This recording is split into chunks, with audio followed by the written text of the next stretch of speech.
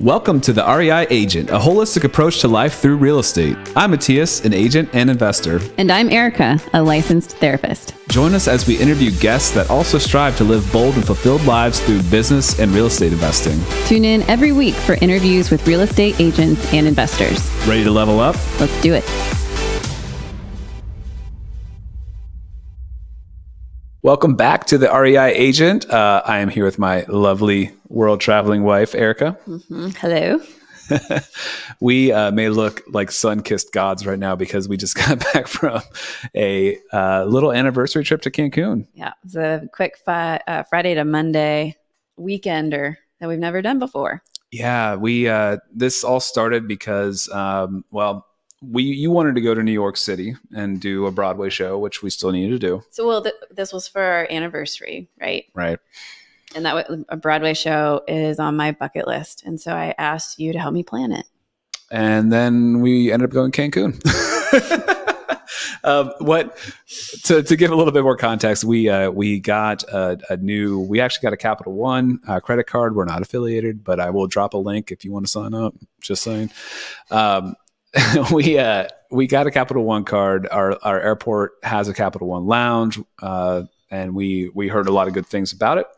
So we wanted to try that. That was one of the things. The Capital One card comes with the ability to get global entry or TSA pre-check. If you do global entry, you have to do a interview in person, basically coming back from international trip. So going to Cancun, check that off our list of things we needed to accomplish. Because otherwise we'd have had to travel 2 hours or an hour to do an interview. And it just seemed hard. And we got to use points, credit card points for the majority. I did a couple things to make it more expensive.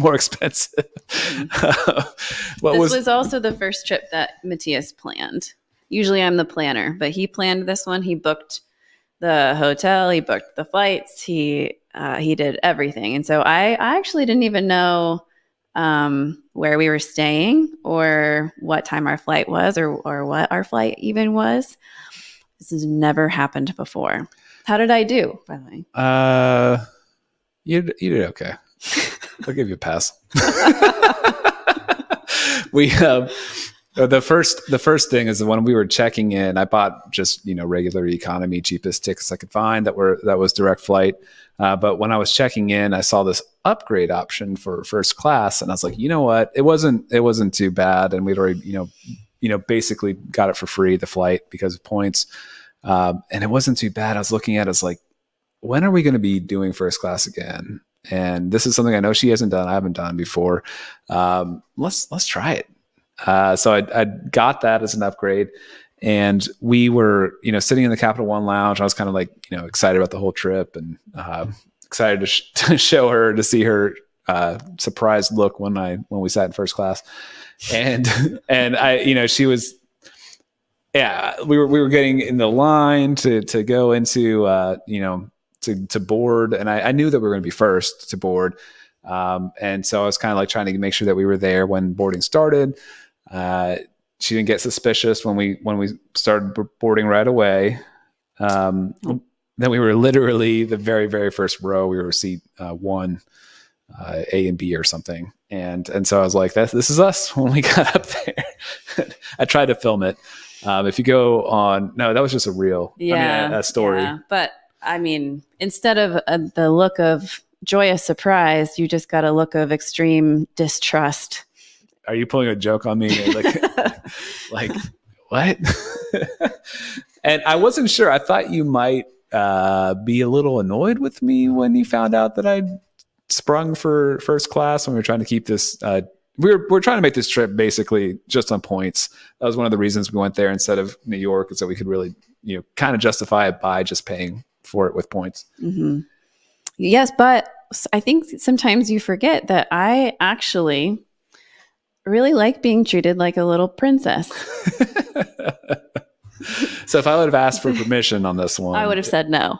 But sure. This is why I like it when you go to Costco, and I like it when you go inside Wawa by yourself, and when you plan stuff like this, because you tend to take more like luxuries than I ever would, but I really like it when you do it. I don't have to consent to it or be in charge of the finances. It's really fun for me. So we were in the plane flying, and I asked for a drink. I was like, Erica, do you want one? And you're like, no, I'm okay. And then at some point, I think I just assumed you realized it was included. But then I was like, it's free. She's like, I'll take a red wine.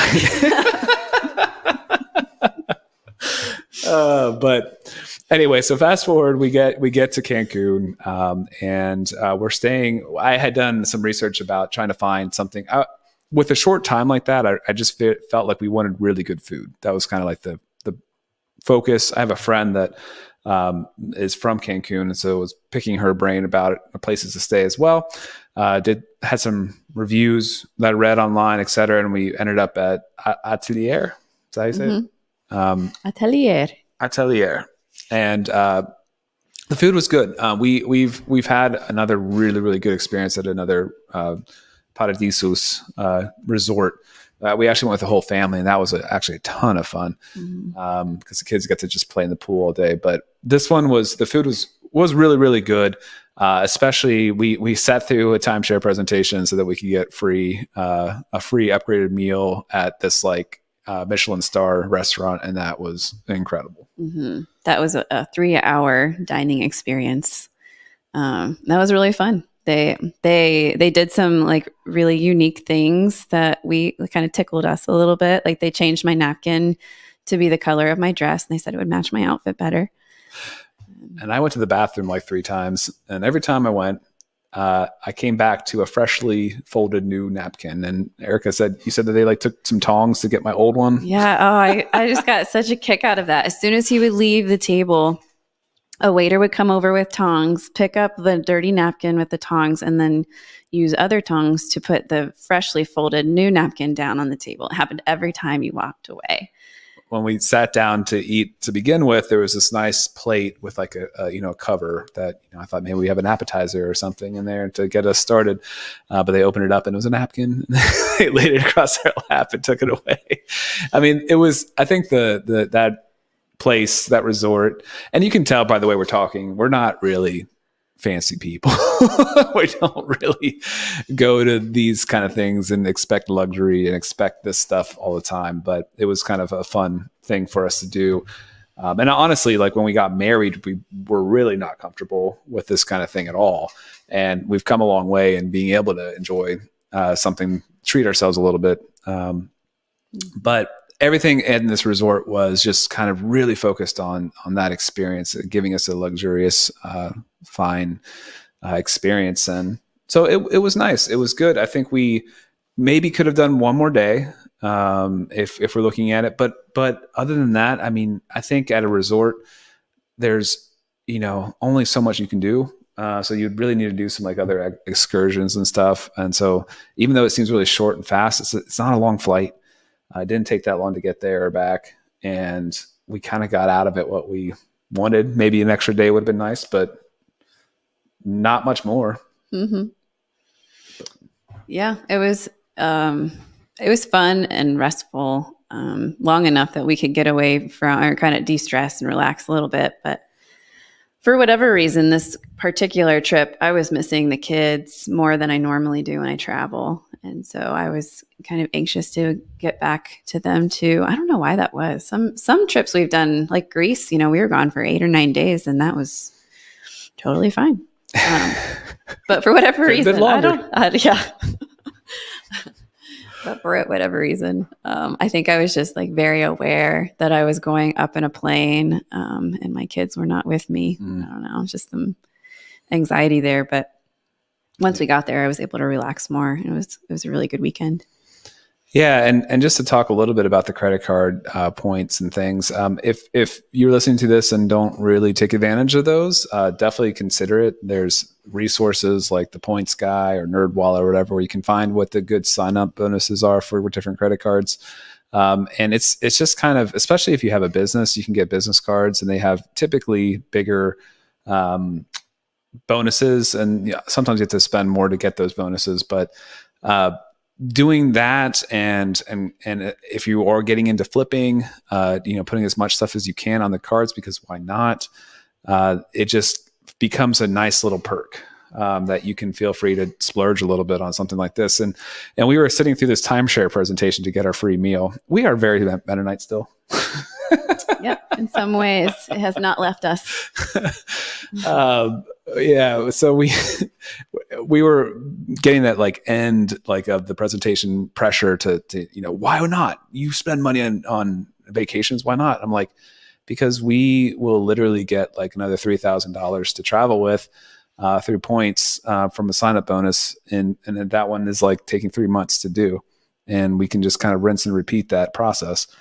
So if you have a business, even if you don't, look into these systems, because why not? I mean, put everything on. And now, we came from Dave Ramsey, by the way, too. So this is, we started off Dave Ramsey. We never got rid of the credit cards completely. So we always pay them off every month.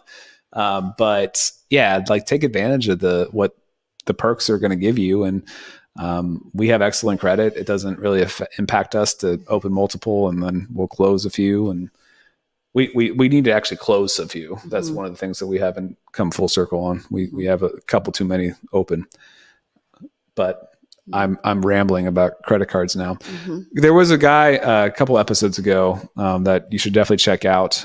He was all about credit card points. So check him out. Anyway, let's get into our guest. Millie Pendola. Yes, Millie Pendola comes out of Tennessee. And it was interesting, it's timely. This podcast will be actually airing a little closer to the record date than normal. And we are all aware of all the devastation that's happened in the Appalachia Mountains, especially further south than we are in the Shenandoah Valley. And she talks a little bit about that. She's from Northeast Tennessee. Yeah. But anyway, she's an agent. She's an investor. They just bought a business as well. She's has some really excellent tips and really good suggestions about, just kind of how to have a successful mindset and how to approach any facet of life, really. Yeah, we get into some of her own story, as well as the way that she has moved herself into the real estate world and how some of her previous experiences prepared her for that. And really fun to talk to. And another one that I'm looking forward to meeting in person sometime when we go to a convention together or something. Yeah. We missed the Bigger Pockets Con by a week. She's going there for that. We could have lined it up, but you know what? Next time we were doing our anniversary. We weren't doing a conference. That's right. We should go right back. Yeah. We should do it 2 times. Anyway, without further ado, Millie Pendola. Welcome back to the REI Agent. We are here with Millie Pendola. Millie, thanks so much for joining us. Thank you, guys. I'm excited to be here.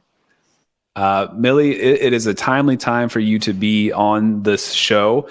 You are an agent and an investor in Tennessee in the Smoky Mountains area, which we understand, or everybody knows in the news, that that area has just been devastated with the hurricane. I guess we normally start off with kind of the background information, but would you care to touch on that at all, just to get us going here?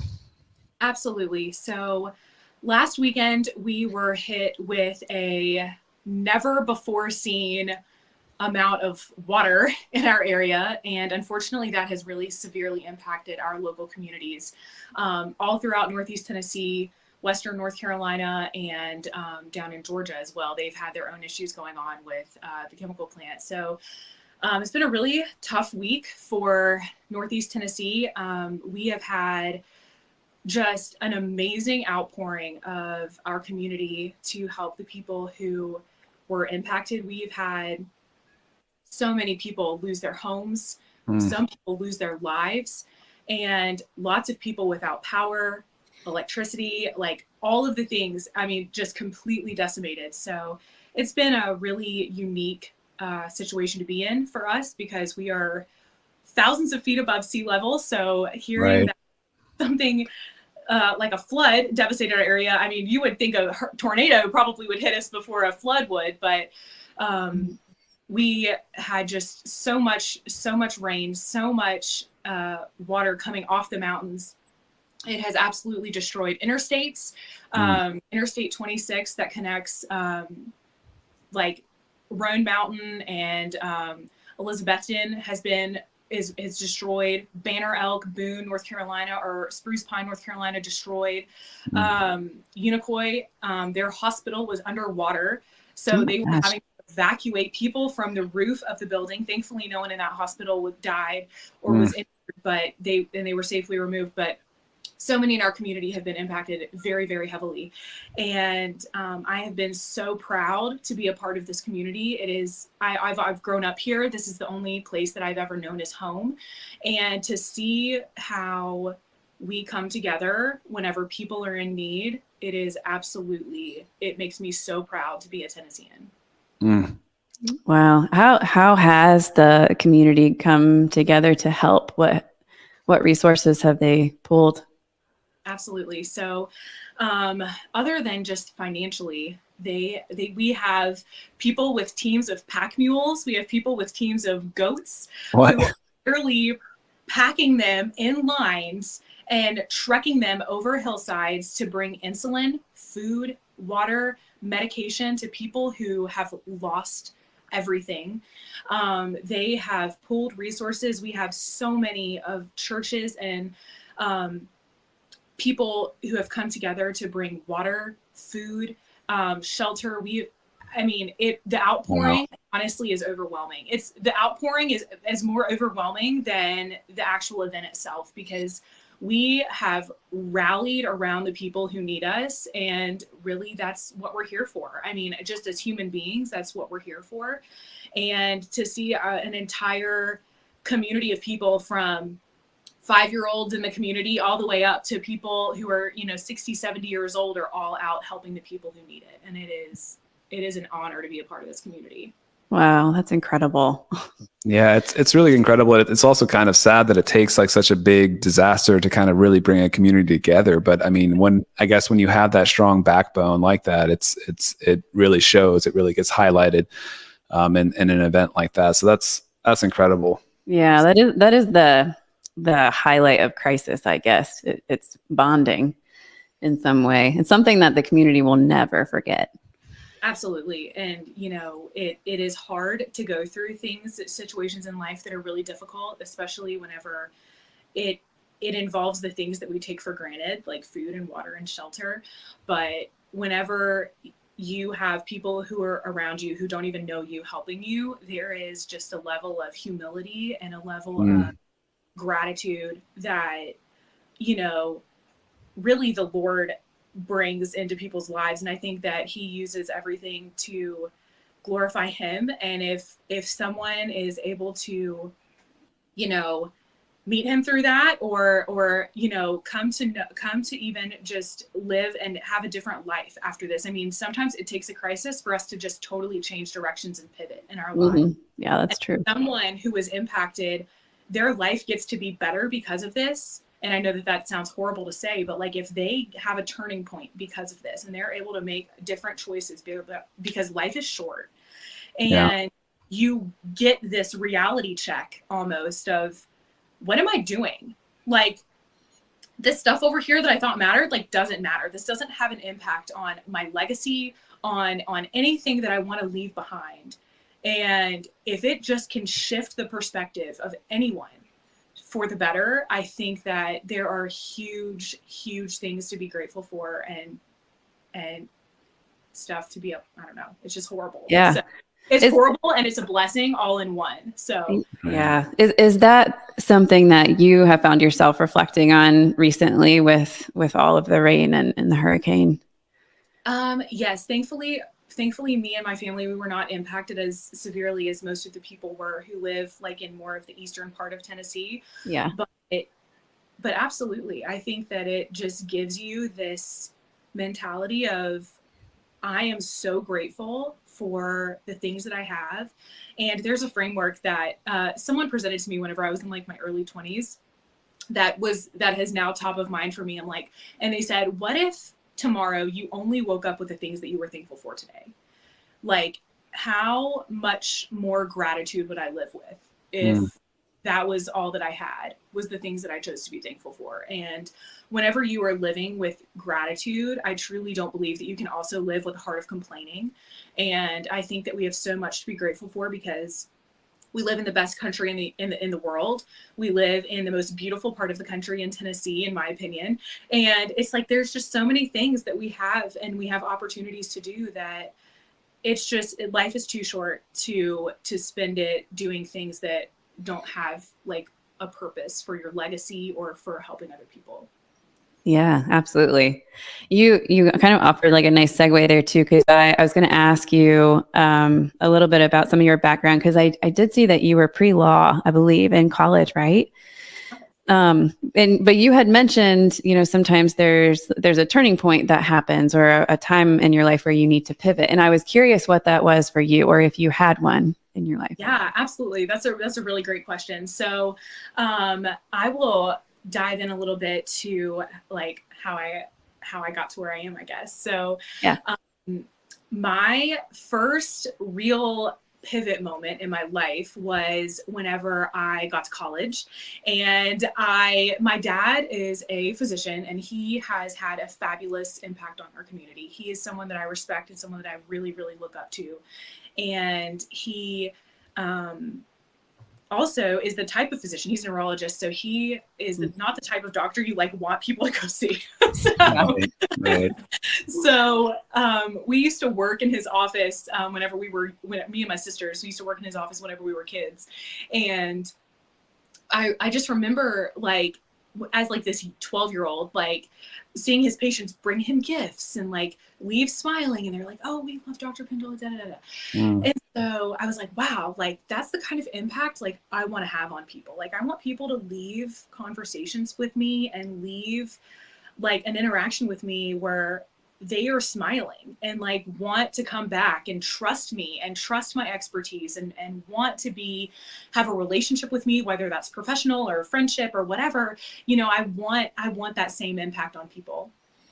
And growing up in a medical family, the only route that I thought was possible was medicine. So I had a limiting belief sort of in that framework of what success looked like in my life. And that was the only route that I could take to be able to have the same impact on people. And whenever I got to college, I realized that chemistry was not for me. It wouldn't be for me either.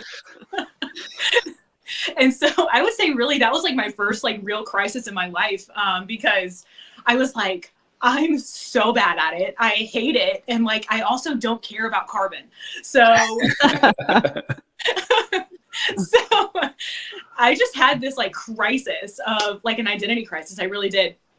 And I was like, all right, I have no idea what I'm supposed to be doing. So I ended up taking a time off from school, and I took like a semester off, and I went and worked in retail. And I loved it because the ladies would come in having a rough day. You help them like find an outfit, a cute necklace, and like their day's better. And I'm like, what? This is amazing. And so I ended up loving that. And I ended up getting my degree in business administration with a concentration in legal studies. Okay. So that was really kind of how I got to like that situation. But yeah. That's so interesting. I was also, I was pre-med my first semester of college, and very similar to you, like I was terrible at it. And I remember my professor, I think it was my chemistry professor, I had like a barely passing grade. And he was like, look, you just like need to barely pass this exam just to squeak you by. Otherwise, like it's over for you. And then I became a therapist. I was like, screw this. I'm done. I love that. One of the fun things about this podcast is it's like a marriage thing, and I didn't know this. I didn't know that you were in pre-med. Yeah. Anyway. So after college, what kind of pushed you into real estate? Was that a pretty soon thereafter, or what kind of led you there? That's a really good question. So after college, I got married, had a kid, and then we moved to Knoxville. And during that time, I actually went through a divorce, and I was planning on going to law school in Knoxville. And we just, that we made that decision for our family. And so I moved back to the Tri-Cities, back to where I grew up. And one of my friends' moms was like, "Hey, Millie, have you ever thought about being a real estate agent?" And I was like, "No." I was like, "You don't understand. The only way that I can be successful and the only way that I can impact people in a positive way is if I have letters behind my name." Right. Mm-hmm. Tons of education. I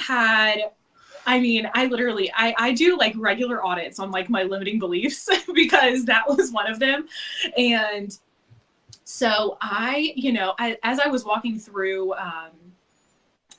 so I guess I should back up. So I worked in a law firm for 3.5 years, and we did estate planning, tax law, corporate law, and estate administration. So my background in the legal field was in wealth management-ish, but really wealth disbursement post-mortem, right? Because we're setting up trusts for people, we're setting up wills.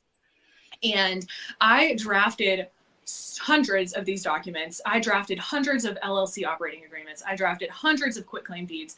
And so it's so funny whenever you look back in your life and you can just see how your steps were orchestrated, because I had all of the experience, like practical, tangible, in the trenches experience with wealth distribution, how asset distribution looks, with trusts, with different forms of estate planning, with revocable trust, irrevocable trust, wills, doing probate, estate administration, all of those type of things. I had such tactical experience in.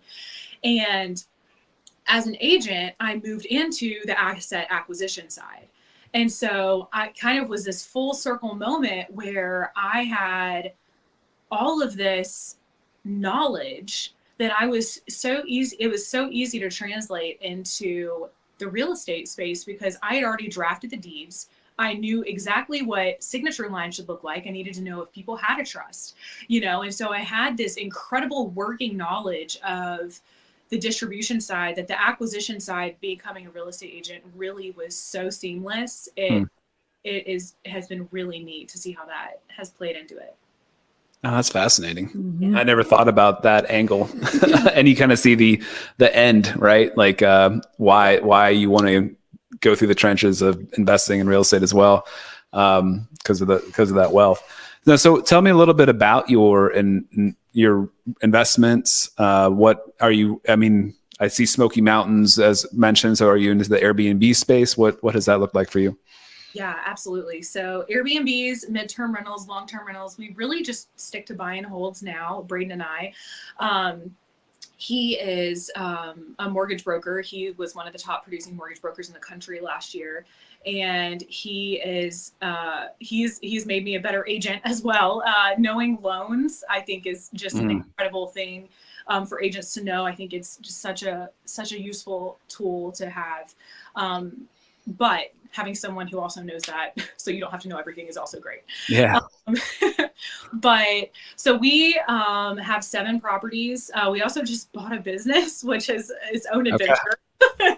And but yeah, so currently doing Airbnbs in Colorado, long-term rentals in Colorado, medium-term rentals in Tennessee, long-term rentals in Tennessee, and that's pretty much what makes the portfolio up right now.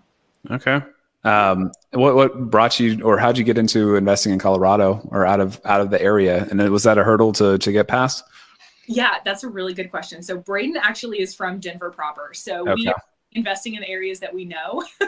And so he knows Colorado and I know Tennessee, and those are the 2 markets that we're in.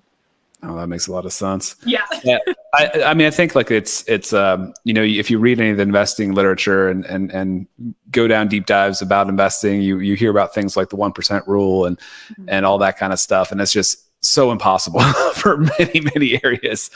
So, for somebody that wants to get into investing and wants to really make sure that they're underwriting properly and have a really good return that keeps them above water, considering other markets is definitely really, really important, and becoming comfortable in that. It's not a jump. It's not a step we've taken either. We just have invested in our area. I mean, we find knowing our area so well, we find opportunities, and when they come up, we jump on them. And we're actually in the process of flipping a house right now that we want to hold so bad. It's in a great location. It's super cute.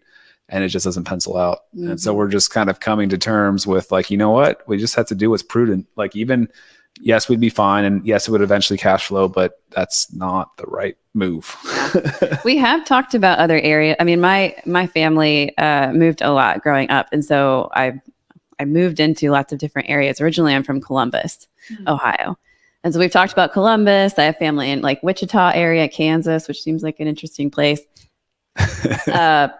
And then I have siblings kind of sprinkled around. So we talk about different locations to invest in, but we haven't stepped into that yet. Yeah. Nice. What do you think is like the biggest hurdle holding y'all back from doing that? It's going to be just honestly, right now is the time. I think having the ability to focus in on a new market, and, the ones that we pick up here kind of just get handed to us in some ways, like either or we go to an auction or we have a wholesaler present it to us, and it's fairly easy. We're not out there timing that kind of stuff for these investments. Timing.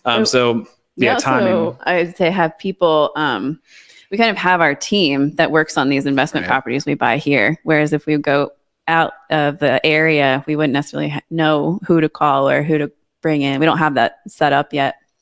I think that's a huge point to make. And I think that there's been a lot of people who have promoted like out of state investing and moving out of your local market and pursuing properties in other states. But I think there's also a lot to be said for exactly what you guys are doing.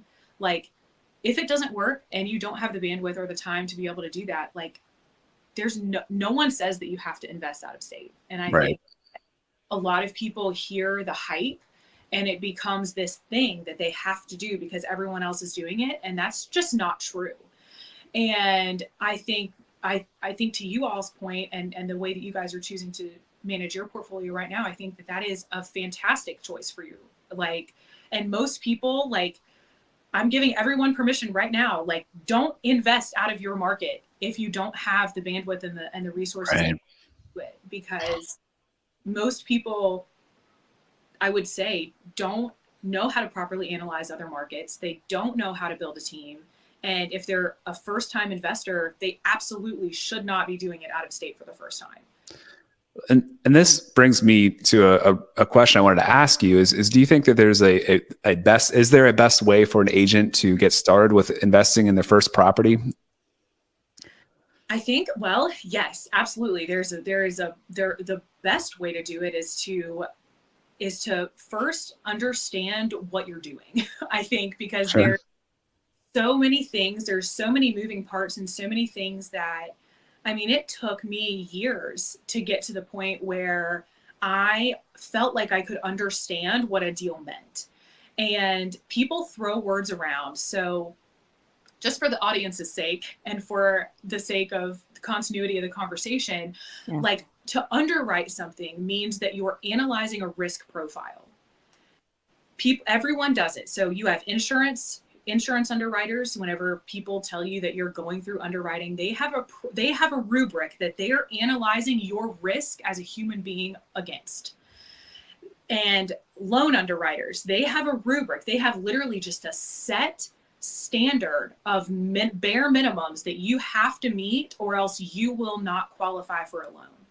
And in the same way, a real estate investor needs to have a rubric and know exactly the risk they're willing to take, what they're not willing to take, and be able to basically line item everything out and say, I understand the risk that I am taking on by pursuing this property.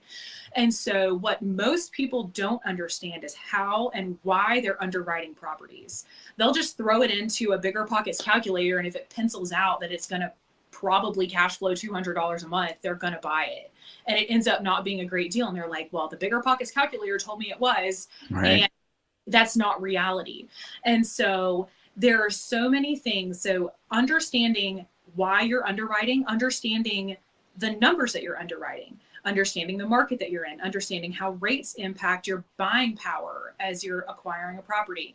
There are so many things that it takes literally years and so much practice to be able to accurately and quickly underwrite a deal, that I think that step one is really understanding what risk you're willing to take, understanding that the risk is not just the mortgage payment every month, that you're going to have reserves, you're going to have to have things will go wrong. And I think that if you are not properly equipped financially, and if you are not properly analyzing risk, that you are putting yourself in a very dangerous position to invest in real estate. That's very well said. And I agree completely. I think that it's not always something that people can do. The house hacking method is not always something that people can do, but that could be, especially if you're like a younger agent that's a little bit not as tied down, buying your first house, for example, and being able to move into it, live there for a little bit, and then move on whenever you've saved up enough and turn that into your first rental is a good low money way to go. But again, you're right. I mean, there's a lot that can go wrong. And if you don't have much equity in it and you don't have much savings still, you pour all your savings into another property and then the roof goes bad or whatever. So really understanding those, the CapEx and underwriting, like you talked about, is very key. Yeah. Love that. Mm-hmm. Thank you. And then what about, do you have any tips for agents that are getting started? What's your methodology for your business? Do you buy leads? Are you relationship based? How do you go about the sales aspect of your business? So shifting to like more of like just like the agent business instead of the investing side. Yeah, would say that. So we are in the business of people, and so building relationships is not just to drive business, in my opinion. Like, we are serving the community. We are have an expertise in something that we are able to serve other people with. And so I think that going like networking, whenever you go to a networking event, like with an agenda, it's like very obvious in me. Yeah. Like, sure. You're just here to like meet the right people so that you can do the right things to, like, I don't know. You can just tell that something's off. So what I really like to be organic in my relationship building, and I only want to work with people who want to work with me, honestly. Love it. I have never bought a lead. I pay referral fees. Caveat: I will pay a referral fee to an agent if they refer a business to me. So that is technically paying for a lead, but I don't buy Zillow leads or Realtor.com or Bigger Pockets or any of those leads. I've never spent money on leads,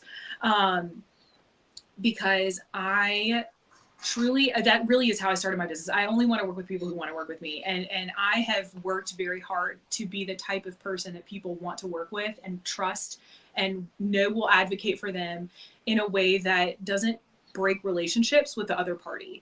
Because there are a lot of agents who take a lot of pride in being the bulldog agent, fight for you, and we're going to do this. And that's just not how business, at least in East Tennessee, gets done. You know, whenever my name comes across as a cooperating broker, I want people to say, this is Millie. She brings buyers who perform, and we are going to accept her offer because we trust her to bring qualified buyers. And we, so I would say as a brand new agent, my top 3 things that I did as a brand new agent was I focused my first 2 years on doing as many deals as I could. Because after year 2, that's whenever your past client database starts coming around and you start getting referrals from your like last 2 years. Because then if they had a really good experience with you, they're gonna tell people about you who their friends are moving, or their parents are moving to the area, or they're relocating and need to sell their house. And if you gave them a really positive experience and and your time and your energy, and let them know that their interest is your priority, then they're going to send people to you. And so I focused all of my effort on just building a past client database for my first 2 years. Mm-hmm. And the next thing that I did was I stayed in training. So the brokerage that I was with, they required you to be in like with a productivity coach for like your first 5 transactions. And I was like, that's not going to work for me because I want to be the best. And I know that I don't know the things I need to know to be a great agent. So I stayed in productivity training for literally my first 2 years. I literally did.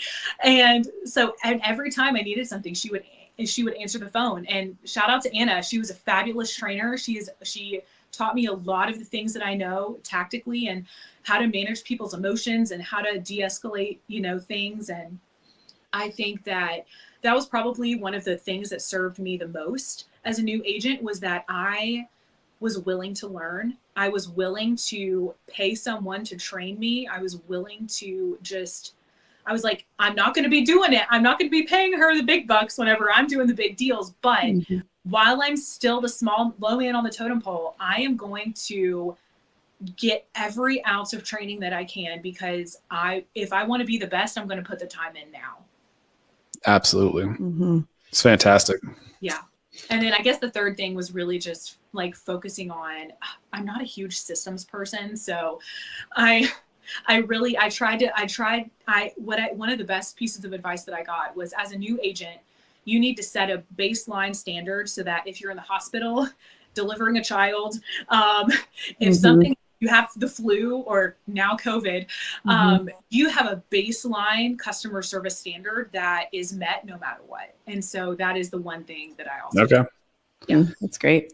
Yeah, I would say that I tend not to be as much of a systems person as like a relationships and personality kind of person. But I think that I was trying to describe the process of how you treat your database, how you work your sphere. And I was like, really, the goal for me is to be as systemized as possible to be like the best friend or to have really good relationships with the most people as possible. And I think from that, like, if I'm the person that are always calling and telling, asking for advice on, hey, my roof is leaking, or hey, my HVAC just went out. Who should I call? Like, that's the kind of stuff that if you're the go-to person for those things for a lot of people, then they will also think of you for selling their house or recommending you to sell somebody else's house. Yeah. That relationship piece though seems to be a strength for both of you. That like you guys just seem to be very naturally inclined to connect with people easily in a pretty genuine way. And so that's a nice way to play to your strengths. Yeah, absolutely.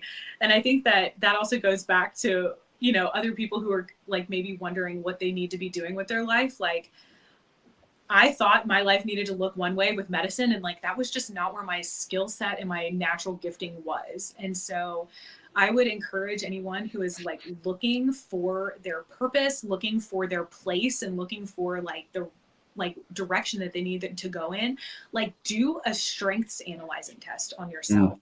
And do like put yourself in that highest position to succeed, because it is very easy to get discouraged. Because if I had kept doing medicine, I would have been so discouraged, and I would have been so hard on myself on why can I not get this? Why can't I understand this? Am I stupid? What is my issue? And it's just not where my natural gifting was.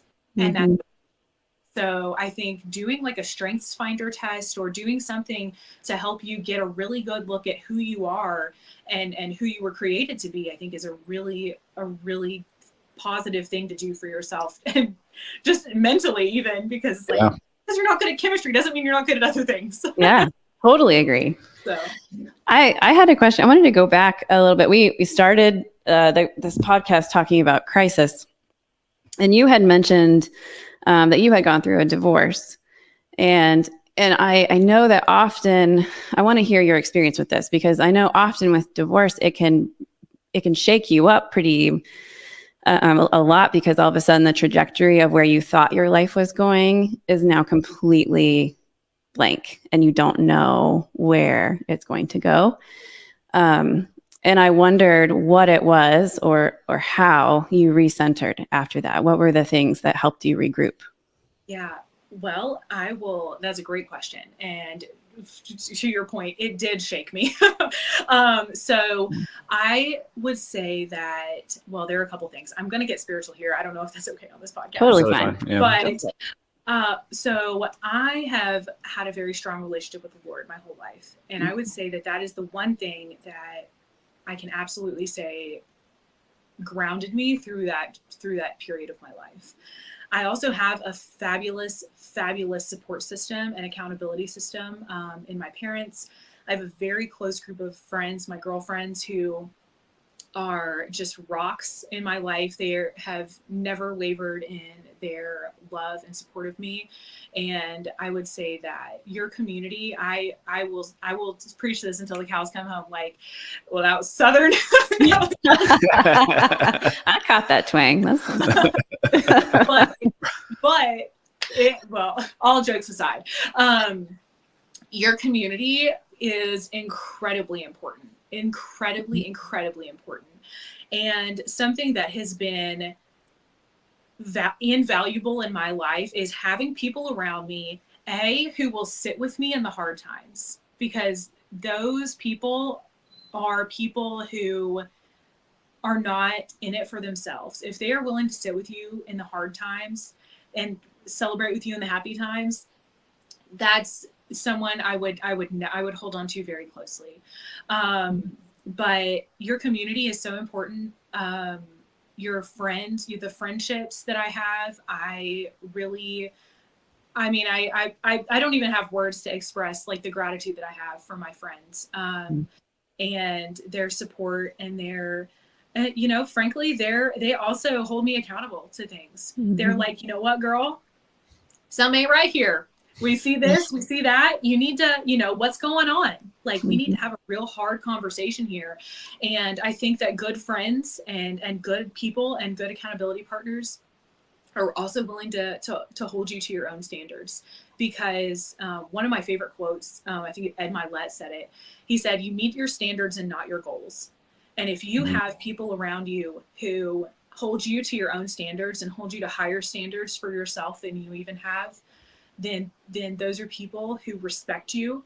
Those are people who are willing to have hard conversations with you and make sure that you are staying true to the values that you say you have. And those are the type of friends that I have. Wow. Oh, I'm so lucky to have that kind of community and those types of friendships. Mm-hmm.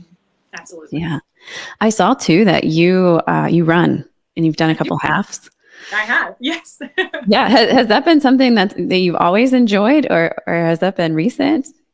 So I grew up riding horses. So no, that is not something I've always enjoyed. My sisters definitely liked running better than I did growing up. But I decided after my divorce that I wanted to run a half marathon. It was something that I wanted, like a goal that I had for a long time. Like, well, I'm going to do it. So I did it. And I joined a running club that I still run with today. We run every Tuesday, and it's another fabulous community. Wow, we're just going to have this whole podcast be about community. Well, yeah, I think that's such a key piece too. I think every time especially in harder times, that to set goals and to achieve things are so important. Like, because if you were to just sit back and just feel and just think about what you're going through, as opposed to going out and doing something, the community is huge, but also that, like every time you get that, you probably followed a training schedule when you're doing the half marathon, I would imagine.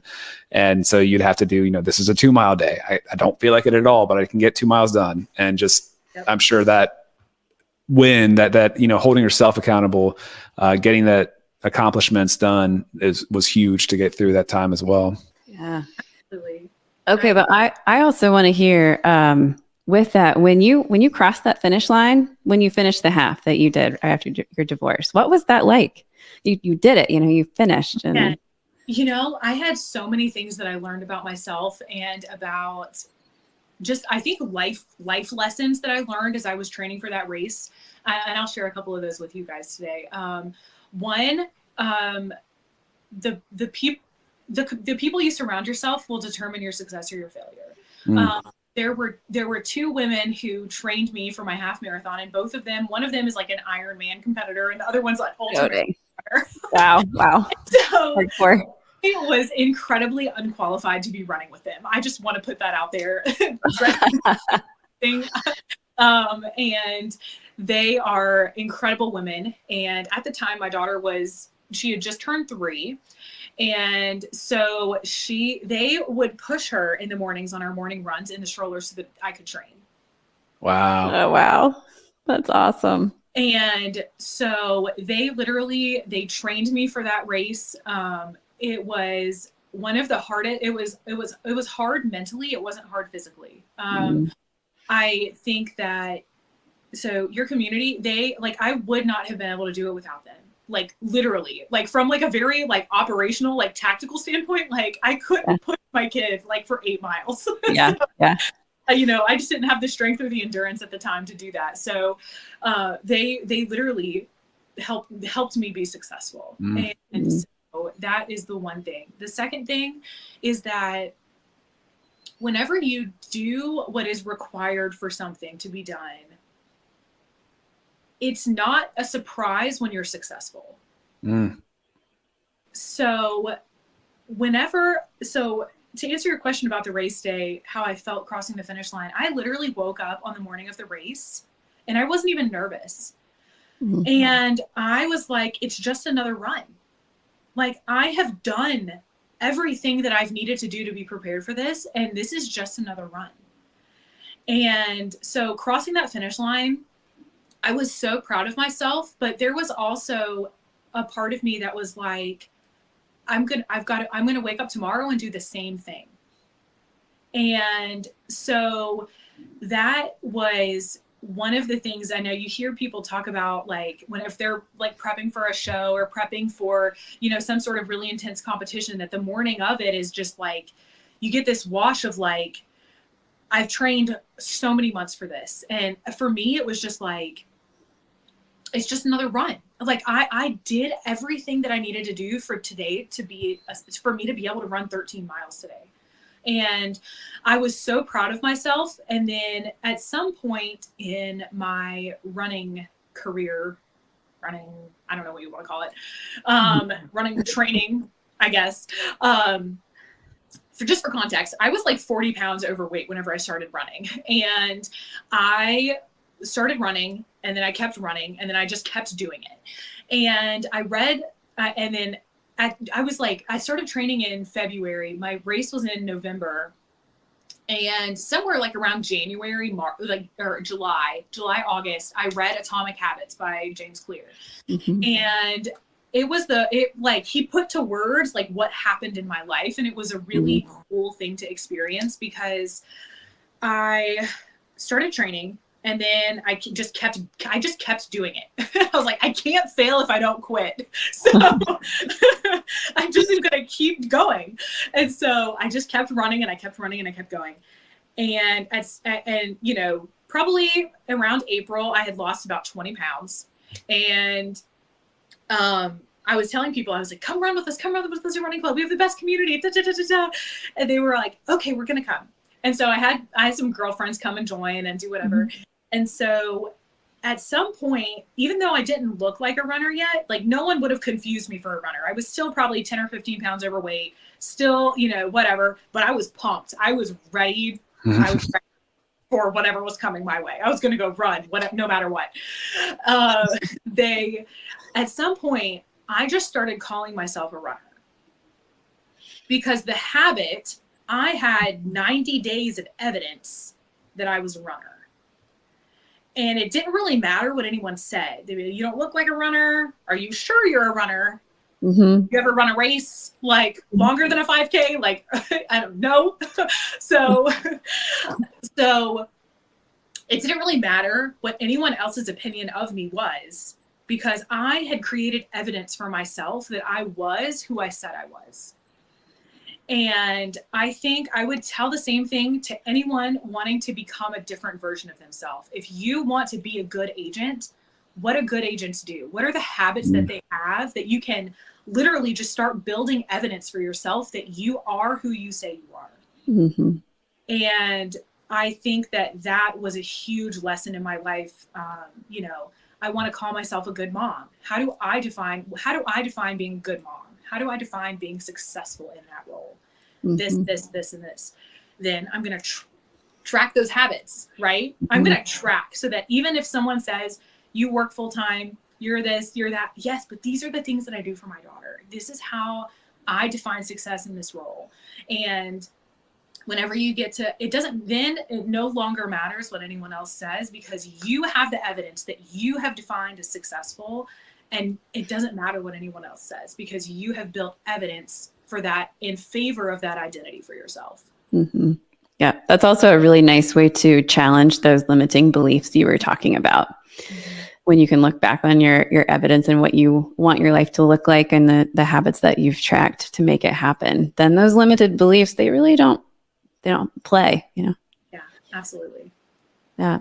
That was amazing. Well, I was going to ask if you had any favorite books. I mean, you mentioned Atomic Habits.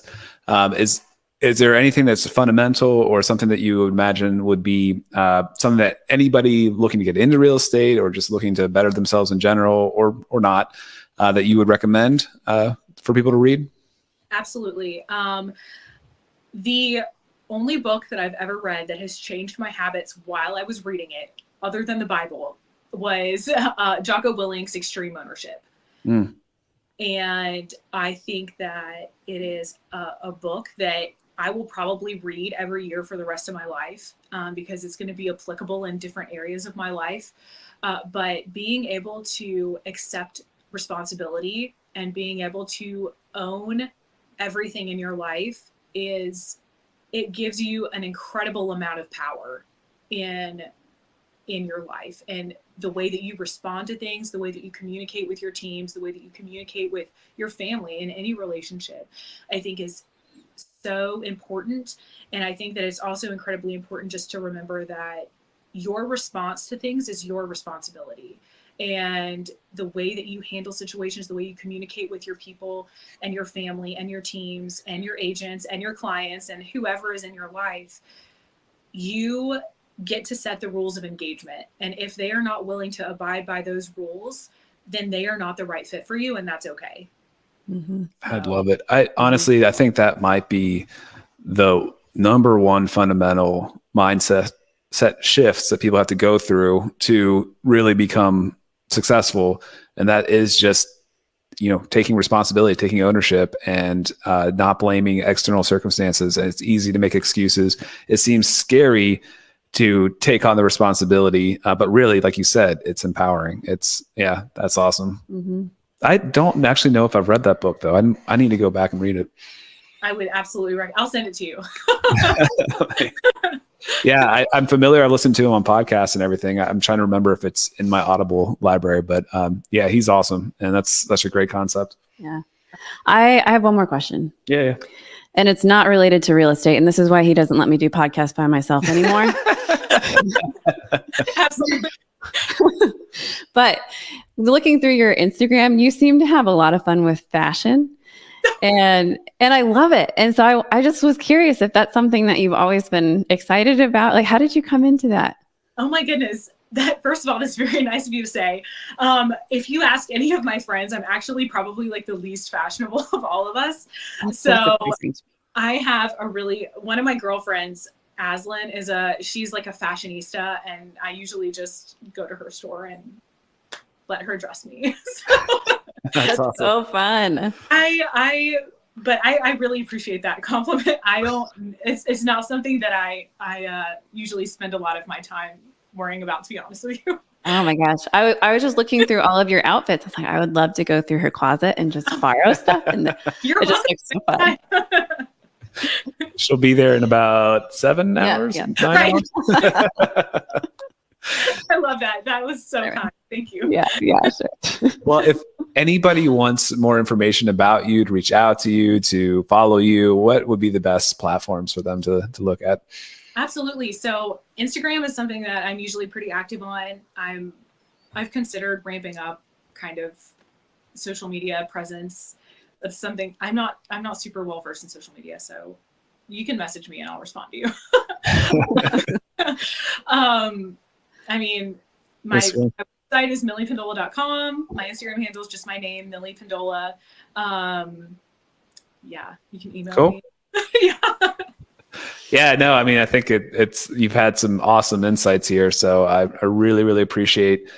Yeah, I think you laid out some amazing things that people can really get into, no matter what they're going into. So if it is real estate sales, I mean, like just showing up and doing the things, and surrounding yourself with people that know what they're doing, that are way ahead of where they are where you want to be, doing what they do, following the plan, sticking to it, building the bottom of that iceberg until you can kind of peek out and, get that ownership of that identity that you're seeking to build. So this has been a fantastic conversation. Thank you so much, Millie.